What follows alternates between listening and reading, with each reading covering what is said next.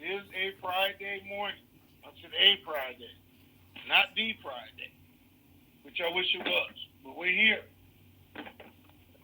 All right, Ray, let's do it. So, you sent out any updates? Yeah, so Thursday update went out.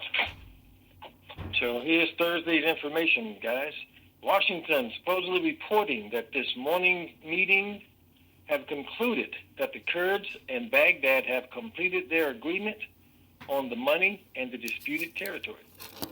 Prime Minister al-Kadhimi announces that Iraq is open for U.S. business and a rapid exit of military forces over a period of 3 years.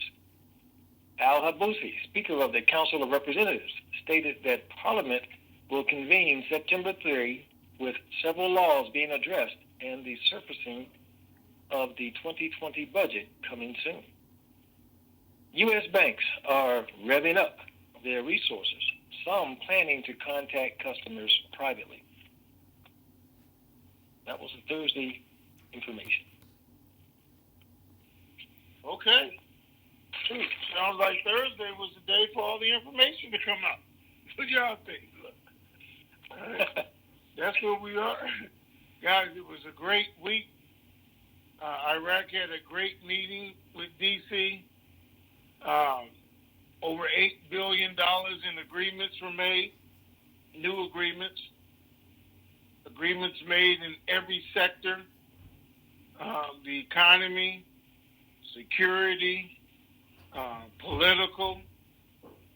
Kurdistan and Baghdad finally came to an agreement, and I will tell you, they made the announcement here in Washington, but Iraq was really excited when the information came out to them in headlines that Kurdistan and Baghdad had come to a final agreement, because that's how it came to them, even though we're seeing that. And they were so excited. They sent me text saying that the RV can happen now. It can happen now. That's what we've been waiting for, because that was their opinion. It wasn't going to happen until they came to some agreement. And these are the citizens of Iraq were excited about that. Some businessmen in Iraq were excited about that. They feel everything was coming together at that point. Like Ray said, the banks here got excited over all the announcements. They did say they were calling people in, even yesterday, but they didn't expect us to be in until sometime next week, is what they told us so far. So Texas is not in. They're not at the exchange center, call center, anywhere else. They're at the bank. So you guys already know. I'm not looking for anything to happen as long as Texas is not where they're supposed to be. Other than that, things are going to go. But, like I said, they could give them an hour's notice and they could be there. So we'll see what happens after the markets close today, if there's any brilliant announcements. I don't think Iraq is going to announce anything while all their leaders are here in the U.S. as far as currency reform. So I wouldn't personally look for it until Saturday morning at the earliest. So, with all this good news, what's the bad news? There really isn't any bad news for us. There's bad news for Maliki and Amiri and Iran, and they're still trying to cause a problem. Excuse me.